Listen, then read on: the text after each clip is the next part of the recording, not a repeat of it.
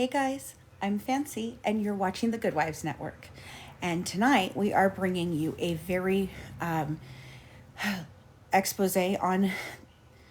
Start over. Sorry, guys, I'm a little nervous today. So if you're just joining us, I wanted to come on and start. Before we start, I'm going to be bringing on Coleen McShane, who is my partner. We are the leading crime experts on the life, the crimes, and the schmurder of Dee Dee Blanchard. We have had personal experience for the last 7 years with this family, with the Godejohn family, with the Petrie family, and just about everybody connected to this case. So as soon as Coleen comes on here, we're going to go ahead and bring her on. She's made my partner. She's been here from the very beginning. And I just wanted to say, guys, okay, you can go ahead and comment all you want throughout here. Our moderators are going to go ahead and they're going to take all of the questions. They're going to screenshot them for us for later. And we do have a special guest. Okay, I'm going to bring What's New on in just a minute. I will go ahead and do that. Let's just give me 1 second to get what I have to say out before I bring my guests on. Okay, I have 2 guests to bring on tonight. So we won't be interacting with the comments while you guys are making them throughout this 1 hour period. So from now till 11 p.m., we're going to do this the way that we've structured it. That way we can get the information to you as best as we can, because we get sidetracked a lot. We have a lot to say. We've been through a lot in 7 years. Thank you for my hair comments, guys. I appreciate it. I hope that Colleen's able to be seen tonight. If she can't be, she'll be on voice. But anyway, okay. Yes, Anita, you can. Let me get you a moderator. Let's add a moderator. Okay.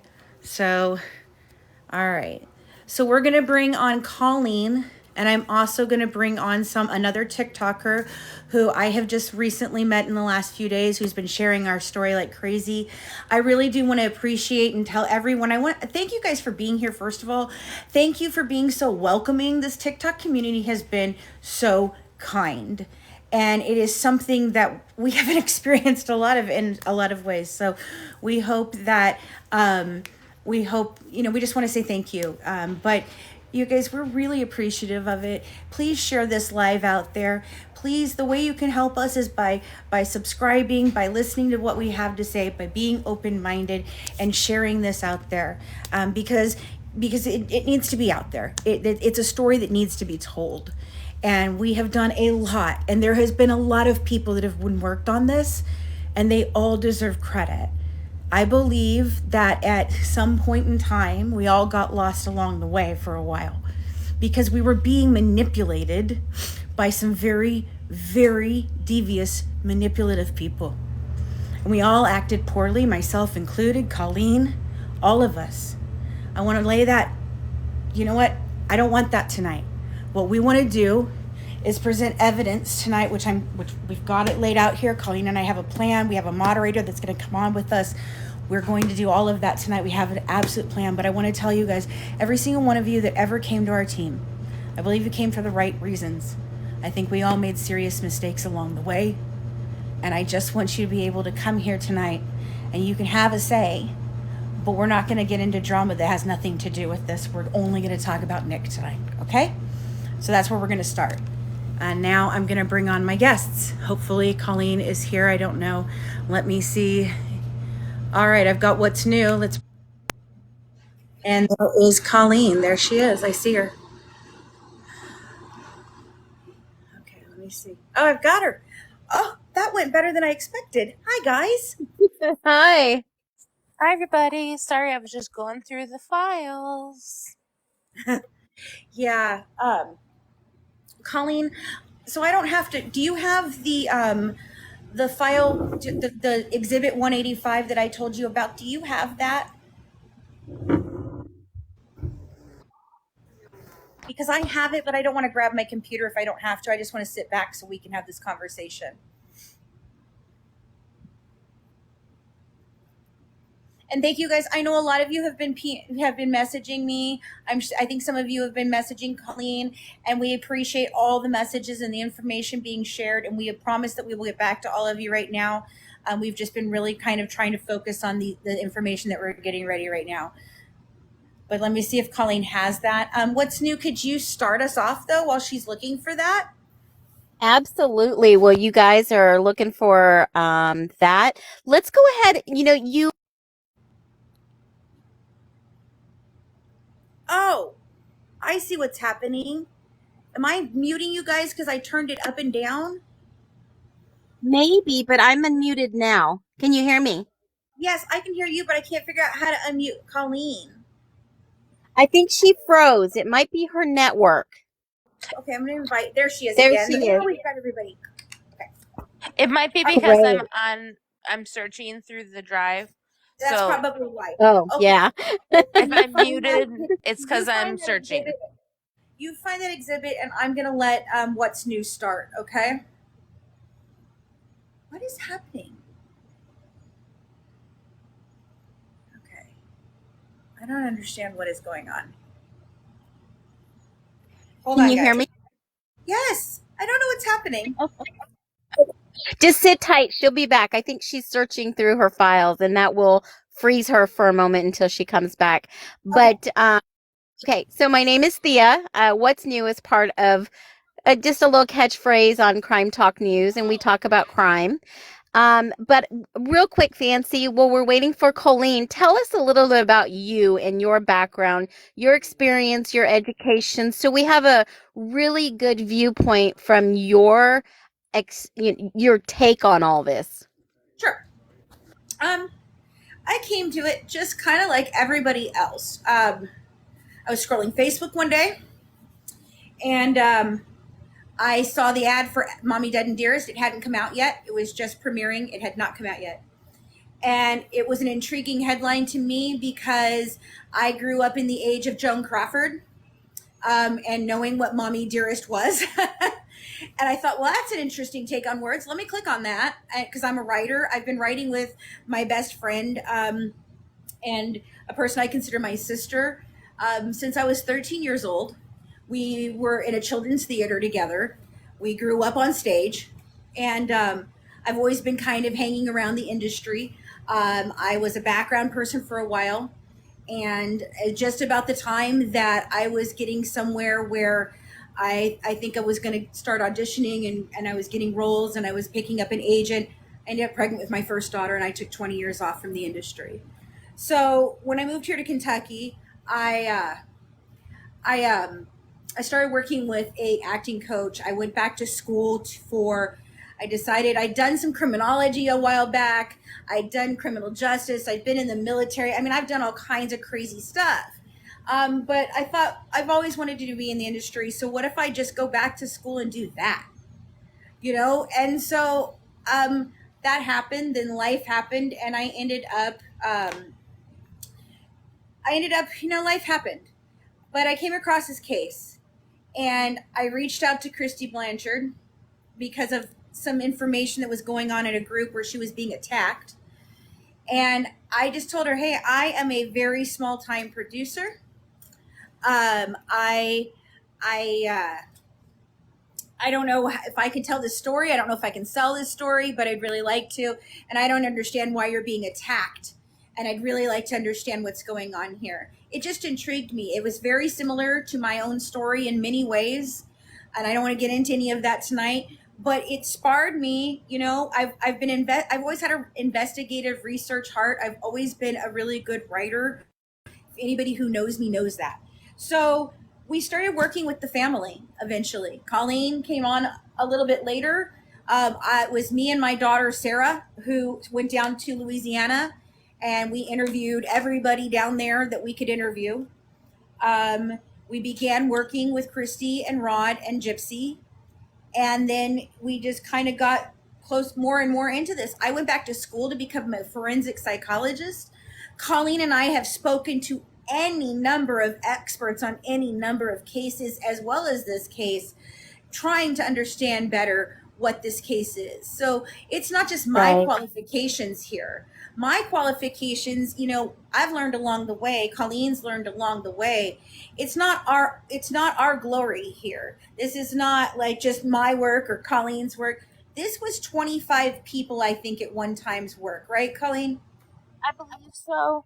There were a number of nurses, social workers, people invested in the case who wanted to find the truth in it.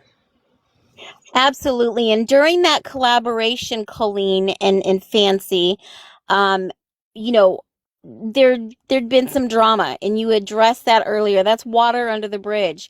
And I think that, we can all come together at the seat of the table, share what you have found, the evidence you have found. And as we just got this live started, it will be reposted tomorrow morning on YouTube with live question Q&A chat. So just to give our viewers that are tuning in right now, we're almost at about 500. If everybody can just go ahead and tap the heck out of the screen, it will send the algorithm that we're live. And let's get this live and share this live. Bottom right hand corner, the little arrow, share this wherever you can. Our goal is to get about 200 shares, about 1,000 to 2,000 people watching this. The more eyes, the better. Coleen and Fancy have brought receipts. They're not going to bring the drama.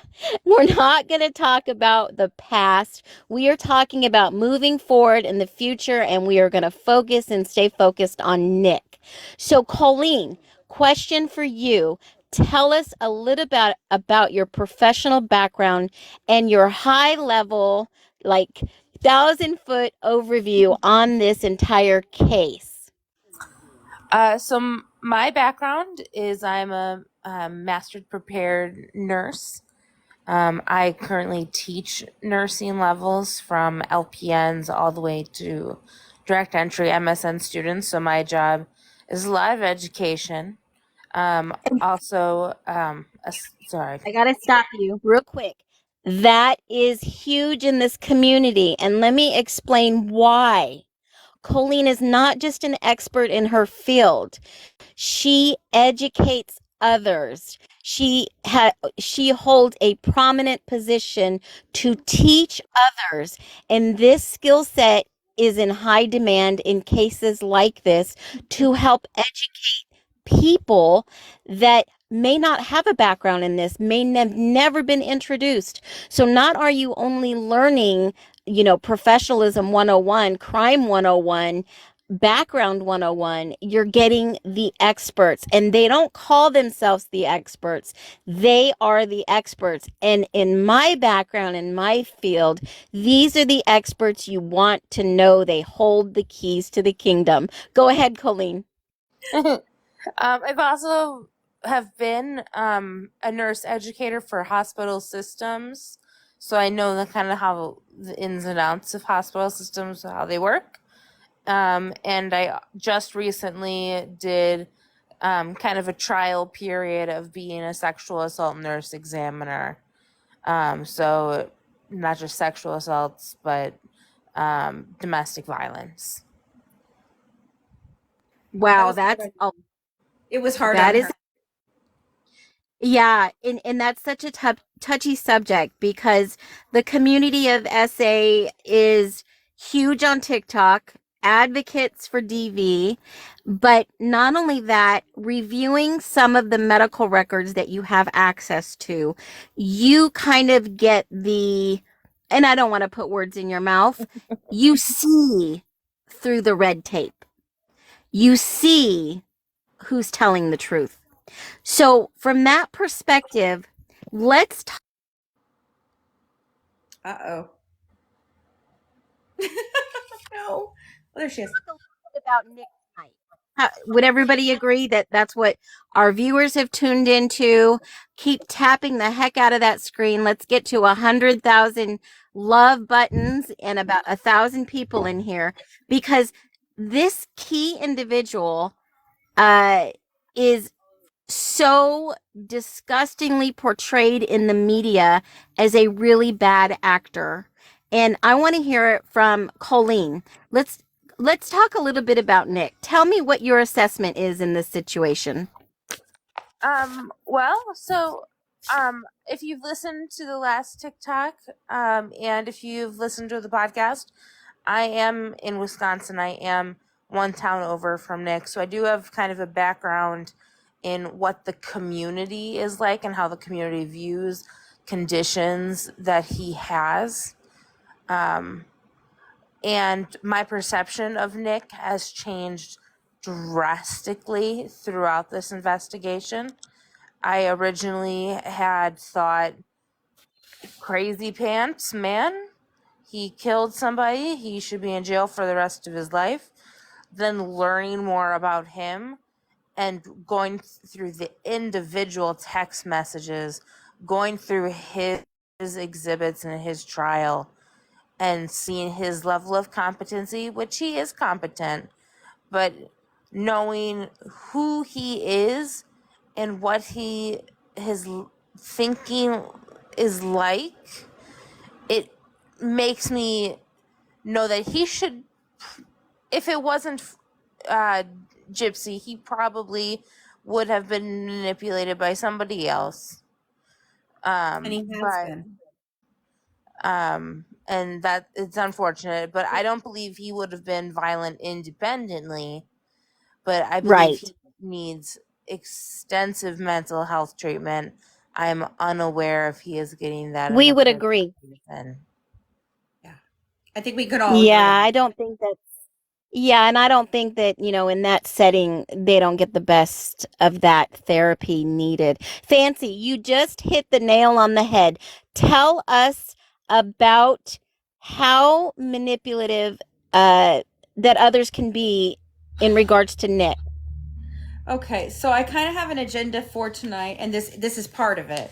But I want to come back to it in a moment to discuss it in length. But he's not okay. So he's been manipulated multiple times by multiple women while he's been in prison, and it follows a very specific pattern. It is a very specific type of woman. It is I think it's like a Lolita type, okay? Like a very seductive type of woman, who is able to manipulate him and play on his sense of good and evil and right and wrong, who for somebody, everybody wants to boil this case down to he was an autistic guy who she manipulated, and there's so much more to him than that. Is he dark? Is he scary? Yes. Is he manipulatable? Oh yeah. And they play on this very big sense of nobility that he has, and I want to get into that a little later. And that came to me only this last year with working with Amanda, somebody who's worked on our team on and off. She was one of the psychologists that have been on this team. And we worked through this last year as I was getting my degree in forensic psychology. I'm a couple credits away from finishing. I got sick, and so I didn't get to finish. But I'm going back, and I'm going to finish this year. But I mean, it's really, there's a lot more to him than anyone's. So it kind of brings me back to where I wanted to start. Let me start here.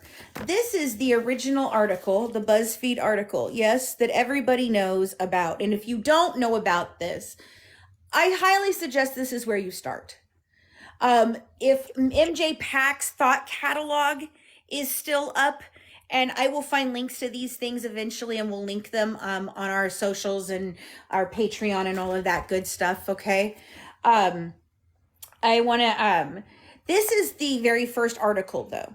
This is the BuzzFeed article. This is what the act is based on, right here. It's this one article, one interview, one article. According to them, now, and Michelle, in here, it seems to me that Michelle had lengthy conversations.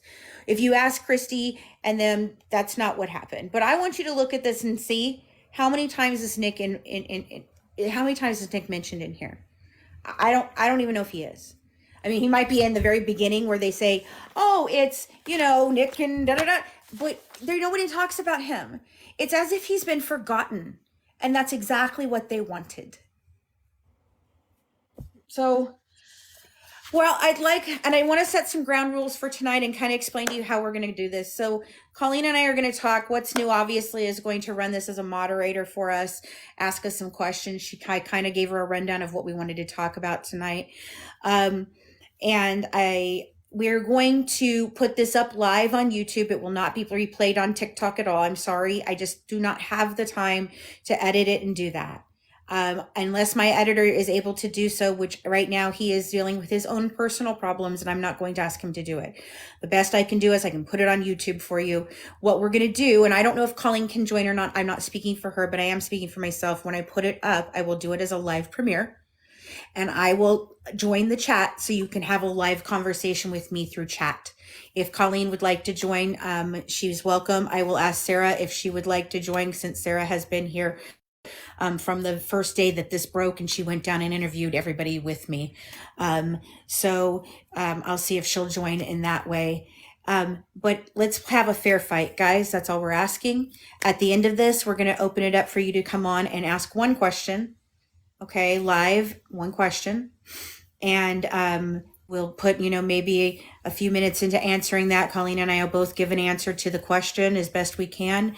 And then we're going to put all the documents that we share here. We're going to consult a lawyer as to how to redact them properly, because we we know we can use them. We just don't know how we can use them yet. Or not, I didn't start off in this as a really well established producer. We were green when we started this. Coleen didn't have her degree in all of this. I didn't have experience in what I was doing. We were very open about who we were, but we've got the information. So we're going to put it into our Patreon. It'll go in the Patreon for 1 week and 1 week only. If you subscribe for the month, then you will get the entire month's worth of the things that we put in there. And what we're going to do is we'll take out the week that we put in on the next one that we put out. So this week you'll get the first 2 episodes, all the documents that we talk about. We will let you guys know when we have them into Patreon so that you can go and look. However, there's lots and lots of stuff in Patreon that we've already put in there from years before on all kinds of different cases that Coleen and I have worked on. In fact, Coleen, I think your history thing is in there, isn't it? Yes, I did crimes of history and worldwide murders that went into the Patreon. I did some pretty gruesome cases, so forewarning that. You think this is gruesome? She likes gruesome. Woo! She brought some cases to me that I was like, Coleen. All right, but let's get back to Nick. I just want to let you guys know that's how this is going to work. That's the only way we can make this work. So Fancy, for our viewers, yes. We're at about almost 600. We have about 86 shares. Keep sharing, and we're at 65,000 likes. Let's get to 100,000. Let's get at least 1,000 viewers, and let's share at least 100 times. Now, Fancy, there are some questions that I have, and then we'll get to the Q&A here and bring some people on. And Coleen, feel free to just speak up whenever you're the expert in this situation. Now, Fancy, what was the document that you wanted to read us tonight about Nick? I think it was from Nick, and I want to stay on track and focus on Nick only. I know other people are asking questions, but can you turn your captions on, please, for those who can only read right now, maybe laying in bed, have significant others that don't want to hear this, vice versa. So turn your captions on. Hold on. How do I do that? There should be a little button that you go into your settings, the little round circle, yes. And it should give you the option for captions. No, I don't think so. I have hear your voice, rankings, topics, comment settings, moderators, muted accounts, and blocked accounts. That's all I've got. Enhance. What did you say? Is there a button that says enhance? No, I don't have that. Hold on. Let me see if there's another place for it. Let's see here. Enhance. Yes. Okay. Here we go. Let's see. All right. And there's a background. Oh, look, see, I'm learning, guys. Yeah. And that's the one we talked about a little earlier. You can put a picture of Nick up. Yep. So when people scroll by, they see his picture and they'll be like, what is she talking about? Oh, I've recognized that guy before. Or you can put in a picture of Nick, Dee Dee, and Gypsy, and then people will get the idea of what the topic is. Oh, cool. Just so you know in the future. No. That's fantastic. Thank you. But I can't find what you're looking. So okay. So what I've got on here, and maybe you guys can help me. Would it be under effects, maybe? or voice effects or sound effects? Yeah, the arrow, it's a little arrow to turn on captions for viewers. Click on the arrow, turn on caption for viewers. I don't have that. And if not, yeah, if not, don't worry. It's just one of those TikTok glitches. You guys, I And will try to do that the next time. I'm so very sorry. What I will do, I will promise you this, okay? What we'll do is we have a way to have this, once I get an audio recording of this back, which I can, because that's how I'll put it up on TikTok or on YouTube. I'll get a transcribe, okay, and I'll put it out on the Good Wives Network, and then you'll be able to read it, and it'll read it it'll have it about exactly who was talking and everything. It'll do it all.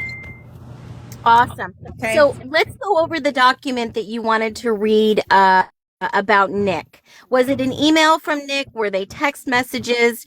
There was something in regards that you wanted to share with those watching. You know, they want receipts, they want to hear, they want to read, they want you to spill the tea. Let's get into that. Well, so I wanted to start with the real thing is, a lot of people don't understand his capacity of what his mental capacity was, correct?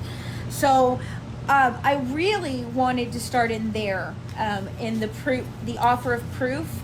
But before that, we get into that, which would be it's in voir dire, and it's the defense attorney and the prosecution attorney questioning the defense's expert in psychology. And it's not what they did in court. It is what was one of the motions before. It's the offer of proof that they were bringing forward, that he could be an expert witness for them. And then if you want to hear the prosecution, that the man that they bring forward, he does a really great job in the trial. You can go there. But where I want to start is the prosecuting attorney's expert, and why his thing in the trial is different than what you're going to hear here from the defense attorney before he started, is because he conducted an additional test to determine where on the spectrum that Nick was. Okay, and I'm going to let Coleen read it. That's Exhibit 185. That's the exhibit that I just told her I want you guys to read. But what this is it's a cognitive thing for them to understand his level of processing how the world works. So she's going to read to you the questions, and it's about, I think it's 8 questions or 10 questions, but she's going to read to you the questions that the psychologist asked, and then give you Nick's responses. And then when we're done, you'll understand possibly why the prosecution's expert actually decided that he had a higher level of, I'm not an expert in autism, guys. I've been diagnosed recently with it. My children have it. My whole family is, but I'm not an expert. So if I say things wrong, please forgive me. If there is an autism expert out there that would like to clarify things for us, we'd very much love that. But it gave him a higher score. Basically, they said he was more functioning, he was more cognitive, he was more all of the different things that the defense tried to make him look out, that he wasn't able to take care of himself. He was kind of, and how the act portrayed him as a bumbling, kind of idiot. And it was not, that's none of those things. So this is his own words. So Coleen, can you please go ahead and read from that document, please? Yes, I'm going to turn off my microphone too. Well, I think I can, if I can. Go ahead. I'm hoping you all can hear me. Please let me know if you can't hear me while I read this. I can't turn my microphone off. Oh, she muted herself. How did this happen? No. Hold on. There she is. I guess it won't let me change my screen while I'm on TikTok. Oh, no. Is it on your phone? Yes, but hold on one second because I'll memorize the questions. What's new while she's doing that? Do you want to grab any other questions that anybody's asked so far that's kind of gone through so quick? Or did you have one? Absolutely. I've got one for you in the chat. We've just left the chat going, so we'll get back to some of these questions. Does he or does he not have a diagnosis of an intellectual disability?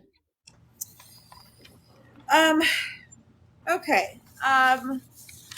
And I am not I do not have a degree in psychology. I'm currently pursuing a degree in psychology, and I'm in my final year. That has come about recently, I believe, because of his appeal. It was sent to me the other day, and I have to review it before I can give you an actual knowledge of what they're talking about specifically. But it has always been a question of whether or not he had the mental capacity to stand trial. That's why there is this proof of this proof of the two different psychologists.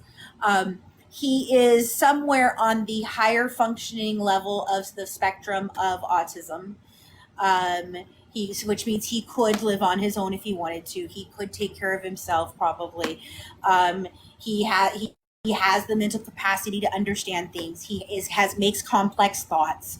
He's a very layered person. Does he have a diminished capacity? I think that is questionable. He does not have any type of DID, which would be dissociative identity disorder, which would be him having multiple personalities. We can talk about that later. That's something I did want to discuss when we get into his emails.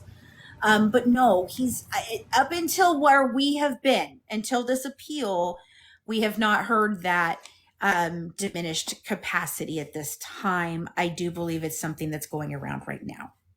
I hope that answers Absolutely. the question. Yeah, Okay. and as somebody who has worked as a CSA with the autistic community for 16 years, I can tell you that definition of higher functioning, it it's all autism. It doesn't matter what I hate with a passion the levels that they say low functioning, high functioning. For one person, it may be something different in different areas. So, either you have it or you don't. That's the way I look at it. Yeah. Coleen, if she's back, let's talk about those Yes. questions. So the questions are, why would you blow out a candle before going to bed? Nick says, so your house doesn't start on fire. So he is understanding that leaving fire open can cause an injury. Why don't you leave a child home alone is another question. And he says that the child can injure themselves or they could starve. So he's understanding short-term and long-term consequences of that question. Another question is, what do you do if you ingested a poison? He says, call poison control and have them assess the situation. So he is aware of what to do in complex situations, and not in just a short-term capacity, but a long-term capacity as well. So But isn't that the same as cause and effect? Yes and no. I mean, yes, absolutely. He understands cause and effect. But as you said, autism is a spectrum. Okay. But if you have it, everyone on the spectrum, we just think differently. And so I think it's just more about how he perceives things than anything else, and how he perceives the world around him, how he perceives right and wrong, how he perceives cause and effect. But it is all kind of sparred on by a very big sense of nobility. And if you want, we can do the proof, the proof between the two different experts. We can put that out for you guys, but I would like to do the actual like emails, because we can Right. talk about them, but we can't. You can see them, but you can't understand the context of them unless we explain them to you. Right. And they will be in the Patreon. Now, Colleen, were there any more complex questions than those that you saw that would indicate perhaps he's not as they portray him? just one moment. Let me grab the emails too. And This will be in the Patreon. It will be up on YouTube tomorrow. This live will with Q&A chat live. And keep in mind, the Patreon will be all the documents for the next 4 weeks. If you want 1 week, go in there for 1 week. It will be posted as soon as we're done here. And this topic is all it'll about... be sometime this week that we'll get it in there. I promise you, we'll let you know when the Patreon is ready. This live Sorry. is all about Nick Godejohn, and I want you guys to continue to tap the heck out of the screen for the love.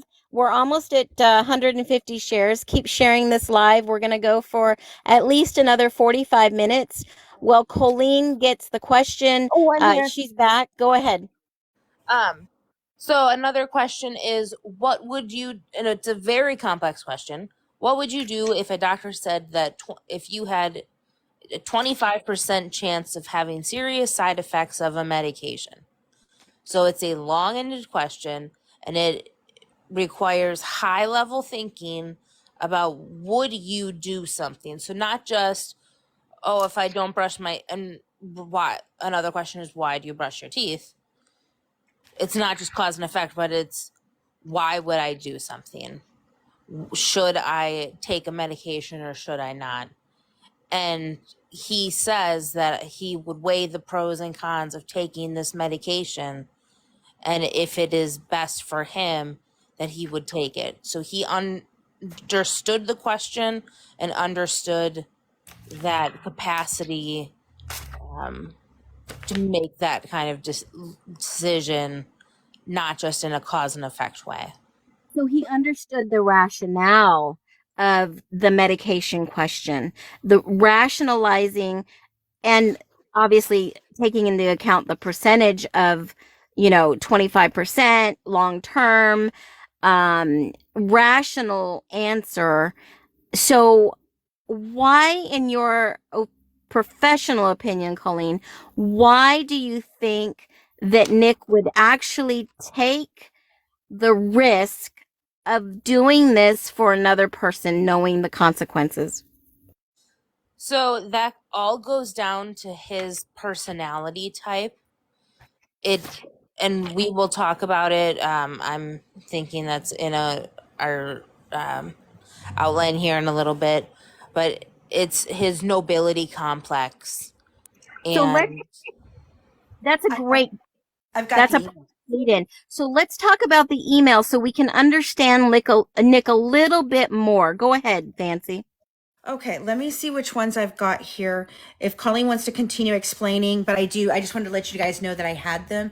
Colleen, if you want to keep talking a little bit about, can you share with them while I'm going through this, the story behind who these are from, and Dawn, and talk about a little bit how she came here and what she was doing, and just a little bit of that to understand who this person is. She had direct contact with Nick while in prison, and she's one of the people that manipulated him, and that if he were to be released, if at one point in time he said in these that he would go ahead and he would murder someone for her.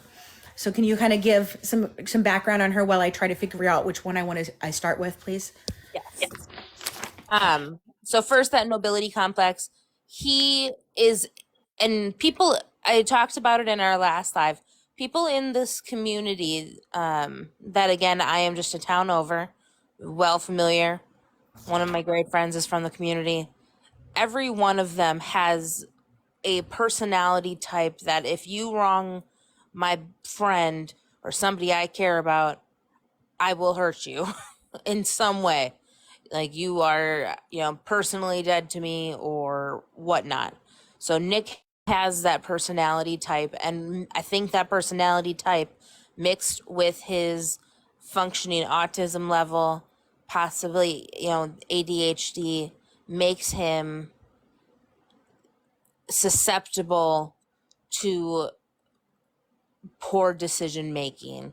He understands the consequences, but if something is not right, he will want to fix it. And So, so, oh, go ahead. so here's my question for you, Colleen. So if he had a really good trusted friend and someone did him wrong, the friend, he would stand up and be the loudest person in the room with a megaphone to take action to protect that individual. Exactly. And depending on the situation, he may want to seek revenge on that person for wronging his friend. And it is the same way. And in this situation, this was not just a quick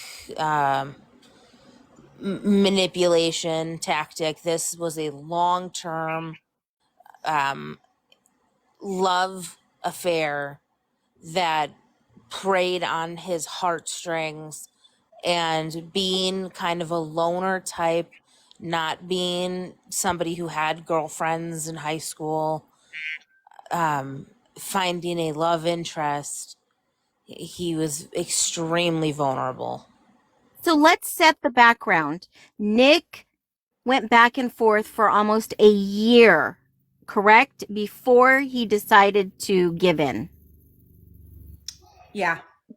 Yeah, and the text messages are out there. I mean, they're so I know that you guys. I saw that asking if you had to pay for the Patreon. Yeah, the Patreon you have to pay for because it's the only way for us to protect our information, and it does support us doing our actual work and our clients that we work for. But there is so much information on our YouTube channel and on our actual network that is just completely free. Our podcast, all that's out there for you for free. So yes. You can see the text messages out there on ours, but Crime for Dummies did a really big, a lot of stuff on this.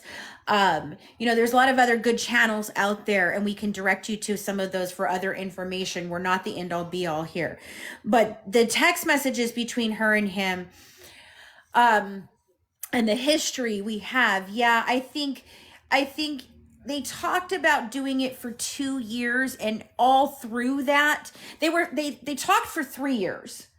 For 2 years of that, they were planning the murder heavily and carrying on a very smegsy relationship that was heavily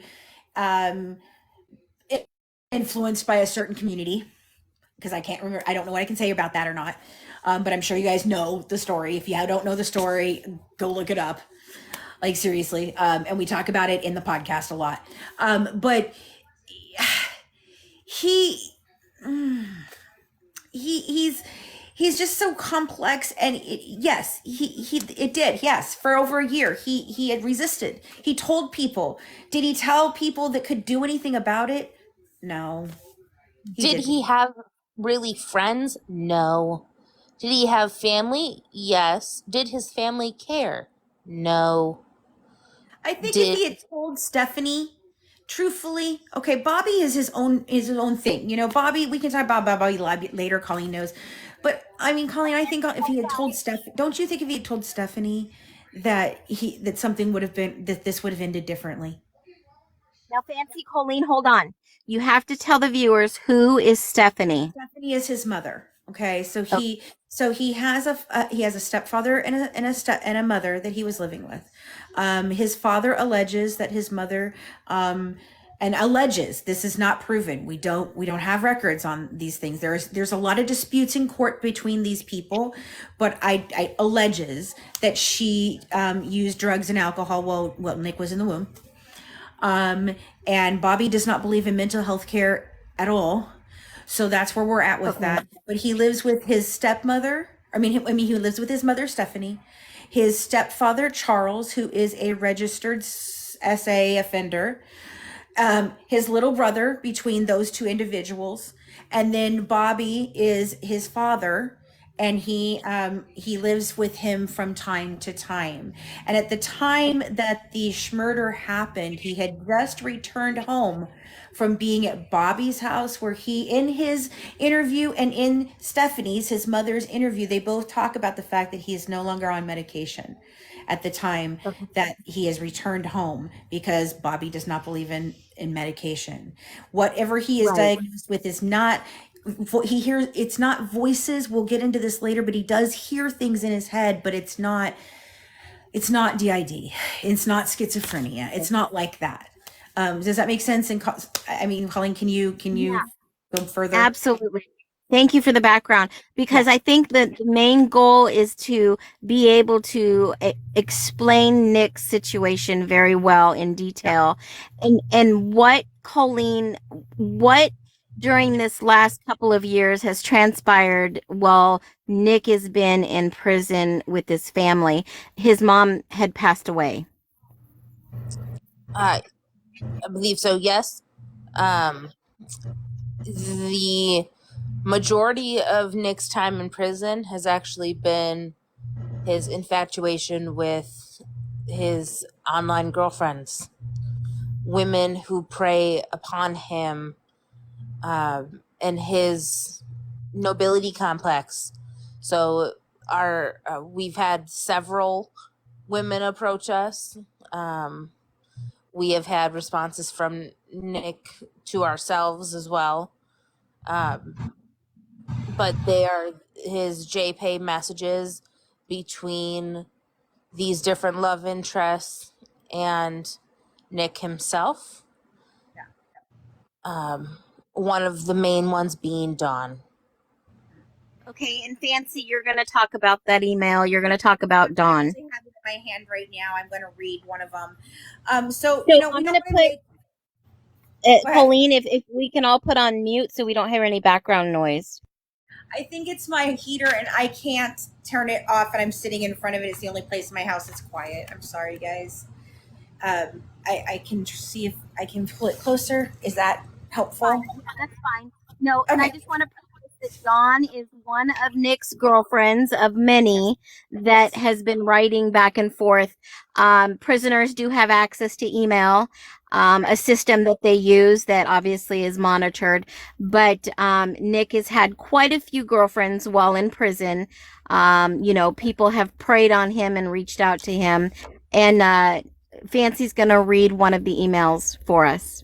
Okay, and it is very triggering. And I want to explain before I read this. Okay, Dawn came to us numerous in different ways, all the different stories. There's so much that went on behind the scenes with this. I don't want to get into all of that tonight because I want to read this and but I have to give you a little bit of context before I read this. First of all, I do want to give an absolute huge trigger warning for anything that is in here. If you have been a victim of any type of SA, this may trigger you. Please, please, please understand, okay? We're going to read from this. They will be in our Patreon. They may even still be in there from a long time ago. I don't know. But I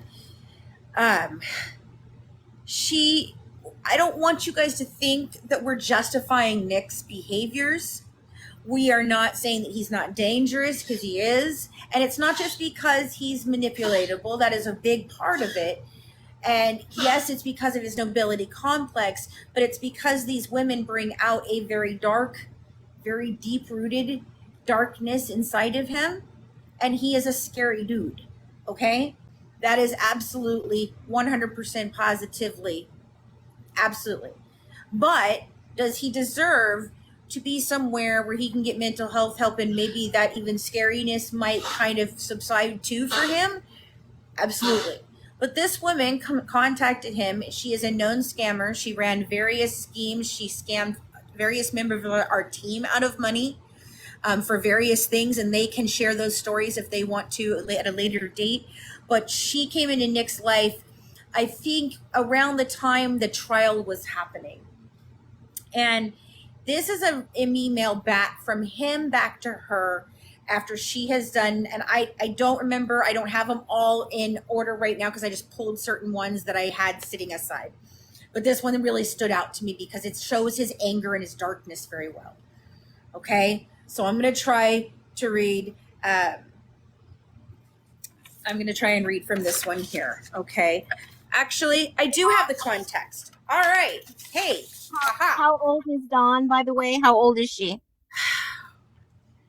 Coleen, do you remember what around? I think 30s probably. Mid-30s, possibly 40 at the latest. Yeah. So this communication is between her and him. It starts on 6/11 of 2019, and it goes through 6/12 of 2019 is his response. So this is a one-day communication between the two of them. And between the two of them, it's just right like Gypsy, there is constant communication for somebody who is in prison with and another person speaking to him. For as much as he speaks to her, I mean, it's intense. It's And intense. is this like a role play situation, or is this just She has made him frustration? mad. Okay, got it. When you get this, they do have a role play situation going on, of course. He has that with all of his girls. That is his thing. No judgment there in whether that's abusive or not in a regular setting with regular people who are consenting adults that do that. Um, that's none of my business what they do behind closed doors, as long as they're not hurting anybody. That is no judgment. But no, in this situation, this email is not a role play. Let me look at hers real quick. If Coleen wants to give any other comments on anything, let me just read over hers to him and his back real quick, so I can give you the context, and then I'll read them to you real quick. It will take me maybe just a minute or two. So what's new? Did you have any questions for me while she reads this? Yeah, so I'm sure that you kind of have your professional assessment on Nick and the whole gist around not taking the medication. Isn't that mostly typical with those, especially those autistic adults that kind of really think they're okay for a while, they stop their medication, then they realize they need it, and then they get back on it? It can be, but unfortunately, because his family and Bobby being against mental health treatment and him being very susceptible to manipulation, when you have your father telling you that this medication is garbage, this medication will make you crazy, this medication is BS, constantly over and over and over again for your whole life, it makes you just think, oh, I shouldn't take it. Clearly, my dad says I shouldn't, and I believe my dad. He's my dad. So yes, that is a typical behavior where people get off their meds, they spiral down, eventually hit rock bottom, and then get back on. But in this case, my professional assessment is that he was susceptible to that behavior of it's wrong to take your medication. Right. Okay, and so putting context into this, I've got the context now, and this is going to show you a lot. Okay, so this is also going to show you, not only is it going to show you his dark side and how he responds to this, it deals with one of his alters. Okay, it deals with Dawn, who was very manipulative to him, and you see this in this what she says. She's threatening, to unalive herself. She's threatening different things. So this is I really am glad that this is the one that I pulled. Will be, and I see somebody saying you feel like you're missing a puzzle piece to the conversation. I get that. And we're missing puzzle pieces all over the place. Don't get me wrong. That's just the nature of this case. But this is just an expose that we're doing 2 nights like this. We're going to do much more content, and for a lot more content that we've already put out there, you can go to any of our social medias. You can and find us and see what we've done in the past and where we're at today with things. But I want to do this. Would like to read this. So this is from Dawn on 6/11/2019 to Nick Godejohn. And I'm sorry, I'm still adjusting to glasses at this point. Good Lord, I can't see. It says, "My sweet Nick, IDK, why you are listening to all these people." So these are the people that had formed groups to be, either supportive of him, or women that were fond of him. All these different people have been interacting with these 2 individuals in prison. I've never seen an interaction like this with 2 individuals in the outside world in such a way. It is insanity to me. But that's where this is coming from. So she's saying, you're listening to all these people. You dare say I am not kind or benevolent. So you are saying all these things I went through for you meant nothing. You tore out my soul, having, and I'm not going to say the woman's name, approach me to tell me she is your new best friend and that you won't be calling me again. Or is it another woman that was obsessed with me and I had to cut her off because she was telling me how crazy beautiful I was and how my skin was radiant? These females wrote you to tell you my past. I told you about Nick. How can you really say all this to me? So my daughter's loving you is fake? I didn't lie. I almost unalived myself because I know these people would do this to us. We are off on messages again. I just got on the June 10th one at noon on the 11th. Please read the dates and times. I can't go on my shitty life without you. You made worth getting up in the morning. You did hurt me with your words, even though you apologized, it still hurt. What happened to taking things out first? You really are going to leave the woman you so cared about over my past, Nick? I never once judged you for what your altar has done. I even love that part of you. I know deep down inside you still care and really know how much I care about you. I am here to be your everything, Nick. Don't destroy something that is a force to be reckoned with. I am ready to bare my soul, my personalities. It's all to you. I might not have every personality to match yours, but who is to say they don't awaken more in me? I know they are there. I just need someone to help me bring them out. I love you, Nick, and I'll do anything to earn your trust back. Please, all caps. If you anything like your God, you will be the man I know you are, and help me be the wife I was meant to be for you, love.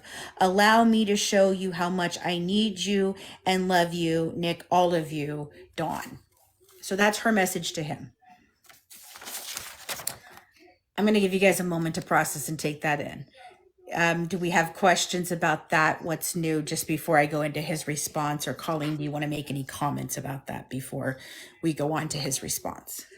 Some questions in the chat, obviously. This is an email that was just read between Dawn, a known scammer that preyed on Nick while he's been in prison.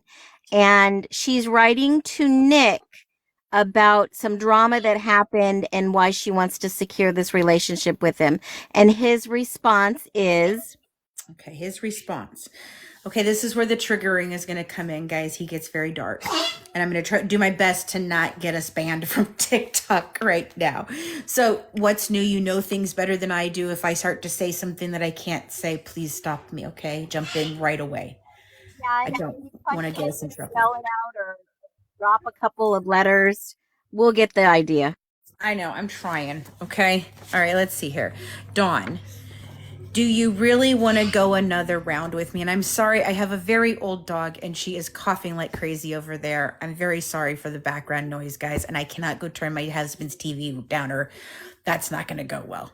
I'm so sorry for the background stuff, and we're working to get to a better location that we can do these things from, but this is what you get right now. So sorry. I know you guys have said that before, but let me do this.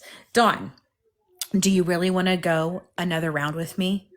Last time you pissed me off, you thought I left, even though you knew I wouldn't. But it seems like it's the only way I can get through to you when I snap. And he starts capitalizing. If you guys want to see, I can show you a little bit here. He starts capitalizing words right there. He says hate in all capital yelling. So if you want to piss off this innate master, so be it. And then he starts, everything's in caps now. Okay. Excuse me. Don't give me this BS. Excuse me. About others trying to separate us, because we both know they won't be able to. So you effing wanted to meet Nikolai. That was a effing mistake, because now he is effing out, you stupid effing bee. I have come out to make it clear, effing clear, that I'm not effing going anywhere. Neither is the effing benevolent side of Nick or anyone else who is within Nick. So effing either get it in your effing head that we aren't going anywhere, or so help you from God if I get my hands on you to respect me, you better get that B, because you had to bring out Nick's worst side of him. Nikolai has not a effing problem with making an example out of you for not respecting me. You understand? Because I will become your hell. If you don't respect me, I've had it with Nick letting you run all over him, which is running all over me. I won't effing tolerate that one effing bet, you stupid whore. I could waste all 6,000 characters on you going off the whole effing time, but instead I'll reserve my energy for the next time I'll have to put you in your effing place. Oh, and by the effing way, now Nick is going to have fun trying to keep me from killing someone else because of your dumb A having to bring me out and B effing released. Ta-ta until next time, you effing stupid blah blah blah Nikolai. So we have the context, we have the email, we have the background. Has he ever hurt anyone in prison? Not that I know of. Colleen, have you ever heard that he has? No, he has not. And I think that he's is been one. I think he's been an exemplary prisoner, hasn't he? Yes, he has been transferred multiple times, but that's just the prison system. I Where think at one point, prisoners I get think he moved. was transferred. When you're saying transferred, I think he was transferred to a prison that's more able to deal with mental health, but still certainly not where he should be. I think that was one of the moves that they made, if I remember correctly. But that was an email to Nick from Dawn, one of his girlfriends, while they were in prison. That was a response Nick sent back while he was in prison. So please don't get it wrong that the prison may screen emails, but they don't just, they let them kind of ramble go on. Obviously, he said he wanted to unalive someone in an email, but that's one of hundreds. He got in Hundreds. trouble. He got in trouble in prison for her. He did, Right, because right. she was taking advantage of him, and she was doing these live calls and broadcasting them to Facebook, and he's Right. not supposed to do that. Now, please understand. He talks about different personalities in here, and we're going to give you more context on that later. I don't know what time it is or where we're at in the conversation, but listen. I know that showed a very dark side of him. I want you to see the complexity of him so that when we begin talking about this in greater detail, which what we're going to do, guys, I think what's new, what time is it? We have approximately 30 minutes. So let's do this. Why don't we go ahead and take some questions? People are. Yeah. The first one is just tell us how you had access to those emails. Because Dawn came and worked for our team for a while, and she was a large part of making all the drama that happened. And she turned and worked for our stalker at one point. She was against the stalker at one point. The stalker was stalking her at one point. I mean, this drama just goes on and on. And what I was saying is we were going to go, I want to go into this deep with you guys. We don't have all the answers, guys. We have all the evidence. We have everything, and we're willing to share. If you've ever sat at this table with us and you can be respectful, we'd love to hear your thoughts and things on these too. If you have questions and you can be respectful of the fact that, hey, I'm going to say, yeah, sometimes we didn't behave properly either. We're not innocent in this. All of that stuff doesn't matter. Let's just talk about the things that happen that do. And I mean, the drama matters. It does. It does matter. But it only matters within the context of this. So the way we're going to do this, we'll put these 2 nights together for you, which is just like a tiny snip into what we know collectively of the people who have worked on this. Okay. So real quick, as a third party outsider, insider, listening to that email, seeing the receipts that you held up, knowing that Dawn was on your team and worked that angle with Nick, and here's my take. In totally unbiased opinion, Nick was injured and hurt by her response. Yes. And do you think in any shape, form, or fashion that he may use those other, I don't want to say alter egos, other people or other personalities to protect himself? Yes. I know exactly where you're going with this. Yeah, go ahead. Yeah, I do. Okay, and I think Dr. Phil stated this. He was right on this. And let me tell you, okay, I don't think that Dr. Phil is a great psychologist or any of those wonderful things, but on this case, he got a lot of things right. Okay, when in his and I encourage you to watch everything on this because all of it's relevant once you understand how you unpack this case. But yes, um, repeat the question one more time. But I know that Dr. Phil had said the same thing. So repeat the question one more time. What's new? Do you think that he wrote her back using those alter Yes. Okay. personalities? Yes. Protecting him. Yes. Okay. So protecting him. Yes. These altars, and Amanda and I worked on this last year. Okay. Going through, she has her degree in psychology. She encouraged me to go back to school, and we went and started working on this. She had a really big interest in Nick. She always has. And so we started working on the ideas of he's been through therapy off and on in his life. He's picked up certain philosophies and thought processes. And so we began looking at these altars and what they really were. And we found that we could really kind of line them up with a principle by Jung. What is it? Is it Charles Jung? I believe so. Charles Jung, and it's these 7 archetypes. And there's different ones, and all of his altars actually line up with these. Okay, and this is not my work alone. So please, if I get it wrong, Amanda, if you're watching, please correct me because we worked on this together, and we're still formulating this thing. But what he does is he kind of uses these pieces to hide behind. And it's a way for him to kind of step back and go, no, wait a minute, that's not Nick. That's Nikolai. He did that. That's the bad side of me. So he can recognize that's not good. He's not supposed to be like that.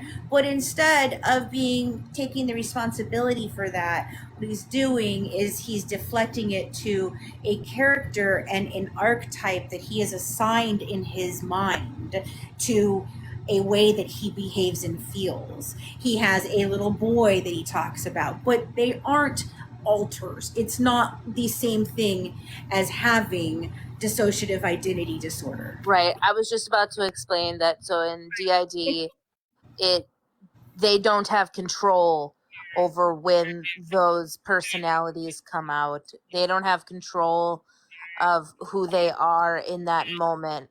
Nick knows his personality subtypes and can kind of break them down and bring that personality out to protect himself. It is a control mechanism within himself. DID is not controllable. Right. And that's what I was just about to say because he has control. And it may be a way to protect himself from the hurt, the anger, the fear, the rejection, the constant testing, right? Because it sounds like Don is a person. He suffered Right. abuse as a child himself. You can't, if you're going to absolve Gypsy of doing something because she was abused, okay, we can all agree on that. We can also where you're going to have to also agree, though, that every single person in this darn thing, from Dee, if you look at Dee, she was abused. If you look at Nick, he was abused. If you look at Gypsy, she was abused. That's not a question. So then continue on his own abuse. Right. And that's a mechanism that he's learned to protect himself. So it's kind of like he's sharing, just like he did with Gypsy, he's sharing the compartments of who he is. You know, pattern. It is an absolute pattern. It is an absolute pattern. And listen, it's not just a pattern on his side, okay? Because we're going to talk about Gypsy tomorrow. We're going to get into her medical records. Coleen, I would love it if you would either direct me to pull certain ones or if you could pull specific ones that you think would be really interesting to prove why we think it could or could not be medical child abuse. And if you need help, we'll do that. I'll pull them for you. Just let me know. I recalled Coleen, I'm speaking the third person here. Coleen forgot that at the time I made a spreadsheet of what happened year by year. Yes, you did. Yes, you did. Okay, but we'll get into that. Okay, so do that. That's what we're going to talk about tomorrow night. But listen, guys, when we're talking about this, there's so much more to him. And I want to give a really good insight into him. But I get sidetracked. I'm sorry, and I think I've forgotten where I was again. Well, Oh, he's trying to protect himself. But okay. let's focus on the Nick questions. People have Yes. and I would really questions. like to get into them. Let's and we can get I Someone will watch asked, the replay, and if I forgot anything or didn't come and didn't finish a sentence or didn't complete a thought, I'll make sure that when I do the YouTube, I'll comment on it. Okay, guys? And Colleen, if you would comment on things too, that would be great. Loving it. do Okay, you fantastic. think do you think that Nick uh obviously he was susceptible to manipulative, but do you think he was susceptible to be abused by Gypsy? Yes. 100%. Okay. That's the pattern here. That's where it was. I was Yes, at patterns. There's a pattern. pattern with him. There's also a pattern with her and men. Just like he has a pattern with women, she has a pattern with men. It happens Men. over and over again. You're seeing it with Ryan right now. You saw it with Ken before.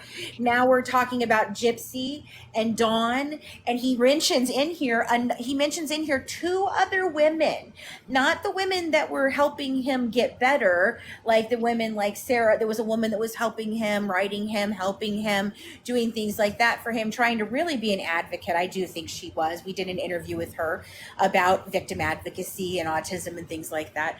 But you're seeing this. You're seeing these patterns with these people. And there is an absolute pattern happening here. And when you start putting it together, it really becomes much clearer, but it's still always going to be muddy. I wanted Yeah, to also absolutely. say that I want everyone to think about that moment, that flutter in your stomach when you feel an attraction to someone, that those butterflies, that, oh my gosh, someone likes me and I like them a lot.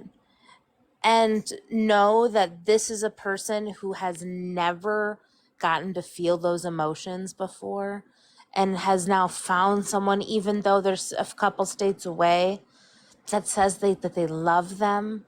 They text 24/7. How amazing that must feel for him to have that validation and that love. So just imagine if you're single and you've had a partner, you're married, you're dating, that first moment of infatuation, Nick never got to feel that before. And that is just a way that he was preyed upon because he Well, that was, was the lure. yes. That was Gypsy's lure to get him to do what she wanted. Now, in correct me if I'm wrong, somebody in that situation, such as Nick, finds that person that they would do anything for, right? I keep hearing that stupid Meatloaf song, I would do anything for love, but I Yes. won't do that, right? Because he had said for a whole year, I won't do this. I will do this. I won't do this. I will do this, back and forth, right? Ping pong table. And finally, she sends him the money to go there to commit this crime. Mm-hmm. If he didn't have the money, do you think he would have went? No, he couldn't. Not just once, but twice. She sent him money twice to go there. She sent him money twice to go there. She sent him clothes to wear. She sent him the directions. She booked the days in. There's web searches on her computer. There's web searches on his computer. There's Yeah, we'll get into that tomorrow. yeah. He would have Okay, never so gone there though. No, she There were facilitated it specific all. there were specific messages that were sent to Nick that put him over the edge. And then given the opportunity to go down there, it put him over the edge. He then, I will do that. right. Yeah. So let's do this. Coleen, thank you so much. This has been so eye-opening and amazing. I know people have been asking, can they come up live and ask a question? Fancy, you want to bring one person up at a time with one question and maybe say the next 10 questions and then call it a night? Yeah, do you need to do that? Are you able to click on them and do it, or do I have to do it? Yeah, you're going to have to choose who you want to bring up. So if you have a Okay. question for Fancy or Coleen, go ahead and ask to be request to join the live, and then Fancy will work her magic fingers and bring you up. Be respectful, be responsible with your questions, please. I'm sure you guys have a lot of great questions. We just want to be valuable and thank Coleen and Fancy for their time. And let's hear what the public has to say. Okay, let's see here. I'm going to go ahead and accept right here. Hi there. Hi, Fancy. How are you? I'm good. So I've been following Gypsy stuff from like the way beginning, and I've done some spaces on Twitter for it as well. My main question is, I don't think you're gaining anything from this, but what is your whole goal out of releasing these emails and the conversations and everything with Gypsy? Since I know that there's like a rift between you guys and the family. So what is your main goal from all this? Um, I think our main goal is that about 25 people worked on this for over 7 years to collect all the information that we have. And there is a lot of things that the public does not know happened that was orchestrated by people from behind prison that are very dangerous to be around. And that we're bringing this information to you. And Coleen and I, and our beloved Christina, who passed away last year, and all the other people put a very, very lot of work in this. And it's a very important story to tell. Coleen, would you like to answer? Yeah, but I think this is all about exposing the information to the public. There's an exponential amount of information out there that is wrong, and we have been in Touch magazine debunking information. We've been on several documentary specials trying to debunk information, and we're here just to present that information that has been collected. And you're correct, we're not gaining anything out of this. Yeah. I can tell. Like, It, obviously, it's overwhelming and it's weighing on you guys. Like, you can see It it. was 7 years of our life, of lots Yeah. of people's lives, and they were able to do this while they were in prison, guys. This is scary. So the misinformation that's coming out, I'm kind of getting the feeling that's coming from maybe Gypsy. It's coming I think I from hit it. it's Yeah, coming from I two. can tell. That It's Reddit coming from fancy. no. Okay, when Sheriff, No. I'm gonna let you, this is the last question I'll take from you because I Yeah, yeah, got yeah. I know more there's questions. there's more people. But really Absolutely. honestly, Colleen can back me up on this. When Sheriff Arnett said that nothing is as it seems, that's It's all this true. case. And the name of our book is not called It's All a Distraction for any reason, for no reason, guys. It is all a distraction. So no, it's not just Gypsy herself. It's so much. It's so very much. So there is a lot to tell. And I'm telling you, this goes way deeper than anyone would ever think. You It's said not. there was a you said there's a book. Is it on Amazon? It is not yet. Gypsy has a book Okay. out. I think we're Oh, referenced in it. We don't. She hasn't mentioned us by okay. name, but I definitely know she's talking about us. Colleen knows too. Okay. Um, but we're working on our book right now. I'm working with my publisher, guys. It's taken us seven Great work, years guys. because it's been a hard time for us. Okay, not just with this case, but Colleen and I and Christina and all the people that have worked on this have had our own lives that have been very affected by this, by COVID, by the world, by all of this. And it's been a lot to process. And so one of the things I wanted to say was we want to start over from the very beginning with you guys and show you everything we have and have open discussions like this with you. This is just one night that we're doing this. So thank also, you. Well, if no one has said it, thank you guys. And I'm going to drop down so you can bring someone else up. Thanks, Colleen. I'm going to keep listening. Thank you. Thank and you. also during these last 7 years, we have not just covered this Gypsy case. We have covered, I want to say, 100 other cases, and all throughout the Black Lives Matter movement, all throughout COVID, hundreds of other cases that we have talked about. So we have broadened the horizons beyond just Gypsy. Yes, definitely. All right, I'm going to bring on the next guest, Amy. Here you're up. Hi, can you hear me? I sure can. Can you guys? I'm sick, so I'm trying. Okay. I know we talked about this the other night when you was on about how he still cares about her. Yes. My question after finally listening to y'all talk about Nick, do you think that if he had a chance, if he was in front of Gypsy, do you think he would hurt her? I don't think so. I don't think so. I don't think so either. That's his first love, his first true love. She's the only person who ever paid any damn attention to him, and she used that against him, and he doesn't see it to this day. He still says he'll take something to the grave, and I absolutely believe he will. He doesn't lie. I mean, everyone lies, okay? I've caught him in tiny lies here or there, but I think it's his own perception, not that he's lying. There's a difference there, okay? Lying is with intent to lie. He doesn't do that. He just says what he believes happened, and he doesn't have a filter. But no, do I think he would hurt her? No. God, no. I think he loves her. He still believes to this day that they will be cosmically together at some point. And that was a recent interview that I saw him do.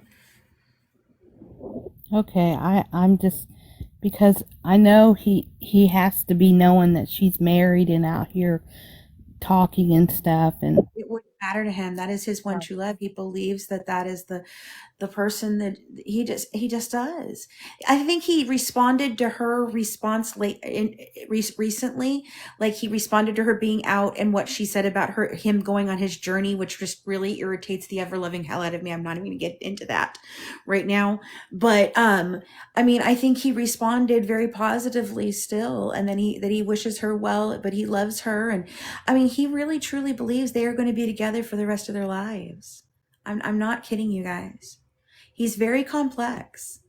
And that's one of the reasons why I think it's really sad that this became the Gypsy Rose show, because there's so much more to this case than her. She is just a person in this whole crazy saga.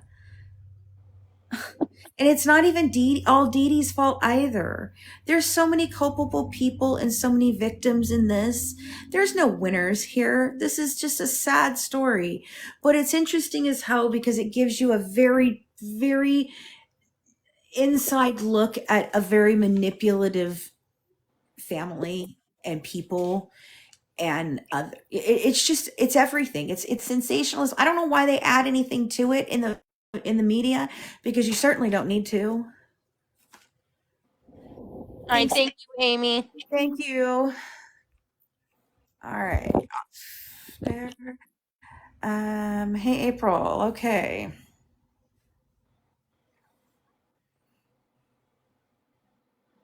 Let's see. I'm trying. Oh, there we are. Okay. Hello, how is everyone? Good. How are you? I just got a question. Um, how did y'all come to the agreements of letting Dawn on y'all's team, knowing that she was talking to somebody who unalived a woman? Well, she came to us with information. She had stopped talking to him at that point, and she came to us with the story that he was abusive to her. Now, I've come out and said that we do not see abuse between him and Gypsy in the conversations that we have, and we don't. Okay, we see a very dark conversation between the two of them that goes both ways, and I would say the same thing with Dawn. They bring out a very dark side in him. But Dawn came to us asking for protection at a time that a stalker was stalking everyone involved in this case, and it's very well documented out there all over the place, and we don't hide that. But she came onto the team with these emails. I don't know if she was here because she was atoning for it. I don't know if she was here because she was scared.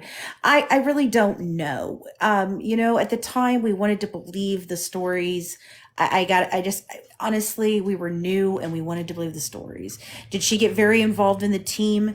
Yes, because we cared about these people. That's what really it boils down to, I would say. Coleen, don't you think? I think so. We don't turn people away when they come to us with any relevant information. Like We news media. verify it. Yeah.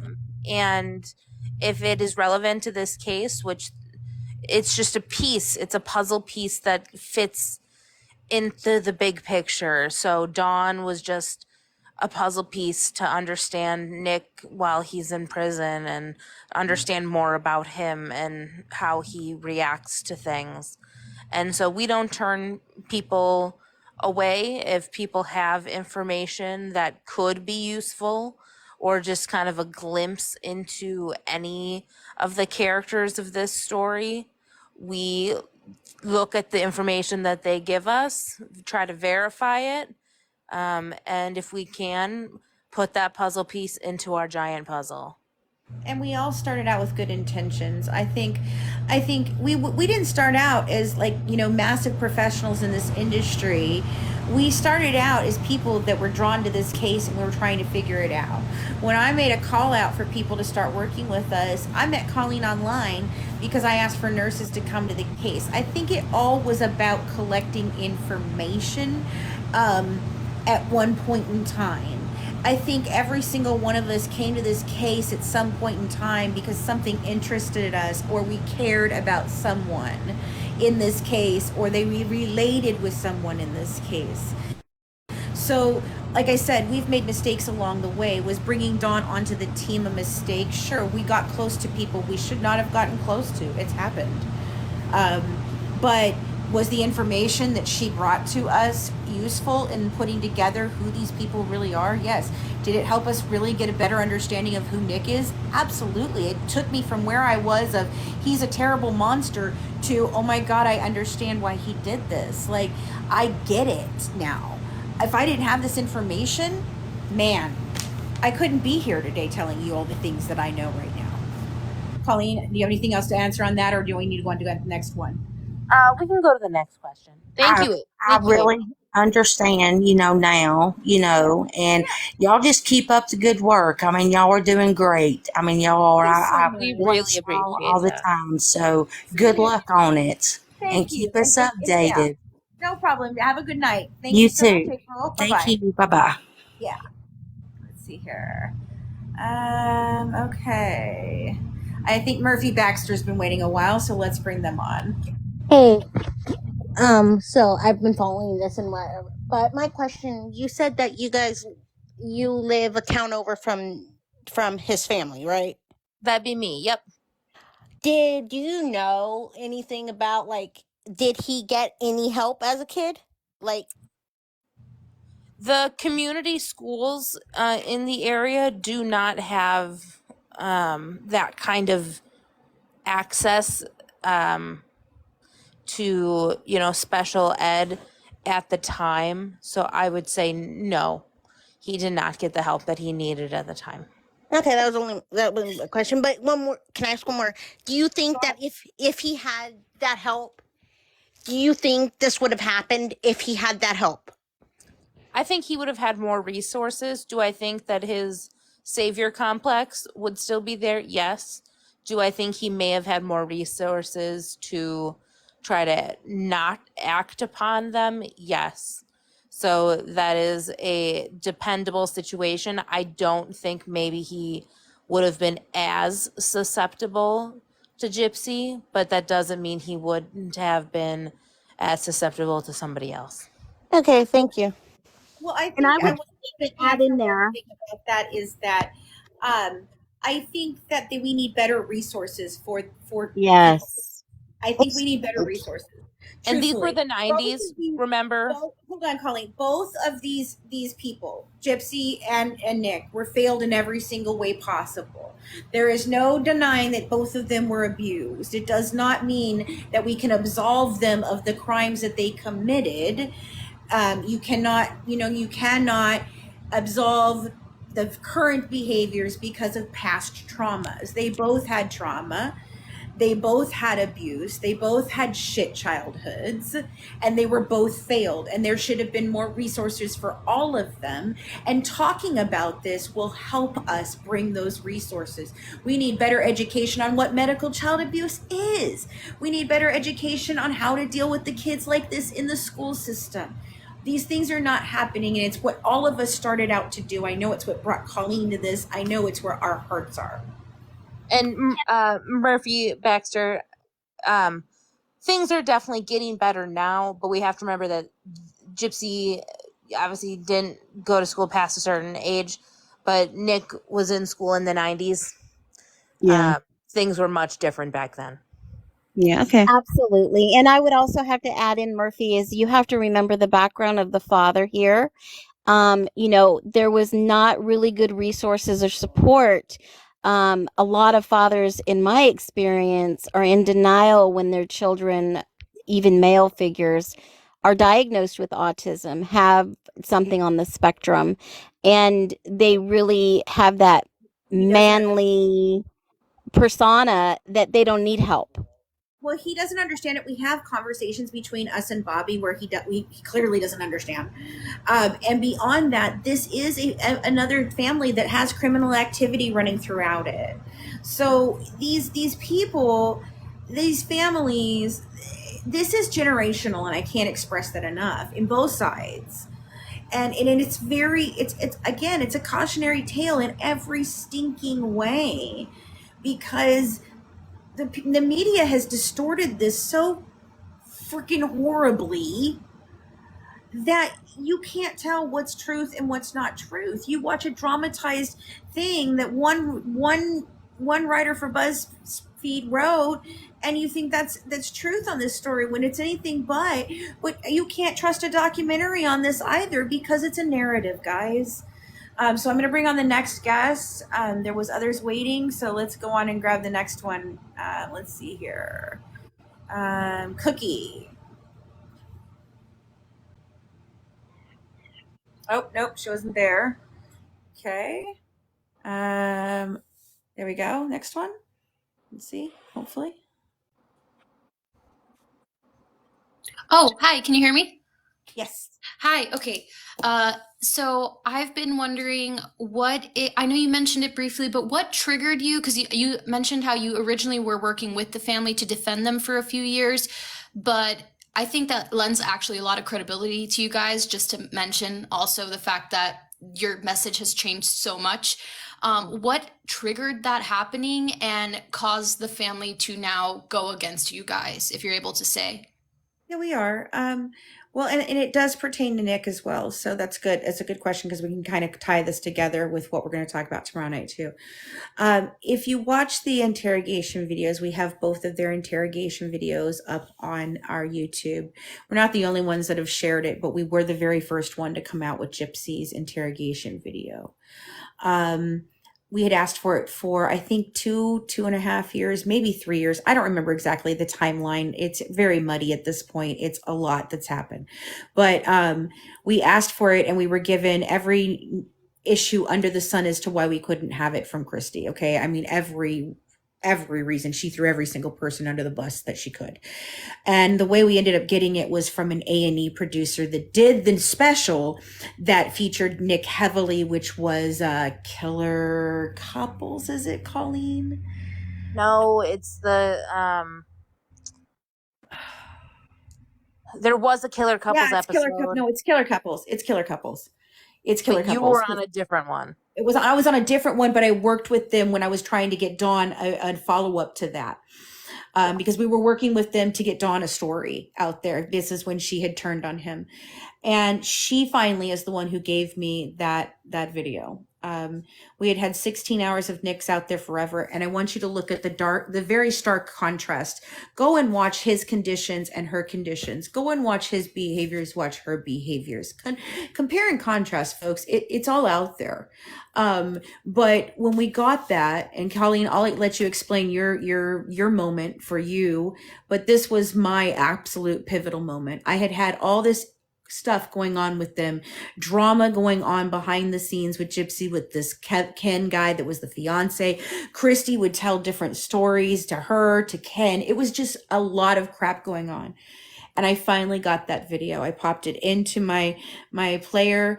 And we talk about this in the podcast. All of us share our opinions halfway through this, and I watched it for 4 hours, and I waited for her to one time talk about the abuse that she had suffered at the hands of her mother. And she didn't. And she went from one lie to the next, and they were so polished and so easily came to her that I cried. And I probably cried for about an hour and a half before I could make a phone call. And the very first phone call I made was to Christy Blanchard. And I said, you say you've never seen this? You need to watch this. And then I called every single member of my team, and I'll let Coleen explain to you her feelings when this happened. Yep. So I got a phone call from Fancy, and it was a sobbing and saying, "Oh my God, we've missed it. This is going on. Oh my God, we've been lied to." And I'm like, "What are you talking about?" And then I watched it, and my heart sank into my stomach. I was sick to my stomach. As the person who covered all of her medical records, I just want to point out, if you're going to listen to tomorrow's TikTok and you have about 7 hours, please go to our podcast and check out my expose on those medical records just to get a brief guideline, because obviously we don't have the time to talk through every year like I did in the podcast. But it made me sick to my stomach, seeing how easily a lie. It was like watching, just, I could see her mother in her.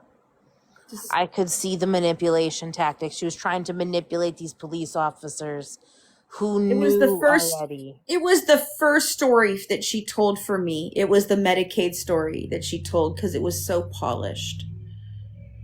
It was without skipping a beat. There wasn't, and that was an absolute opportunity right there from the fucking start for her to say, okay, I've got to tell you a really long story, and here it is, because he gave her the opportunity. And now, while we don't like the snowball effect man, I mean, I like the guy. He did a great job, but his analogies were annoying as crap. We can all agree on that.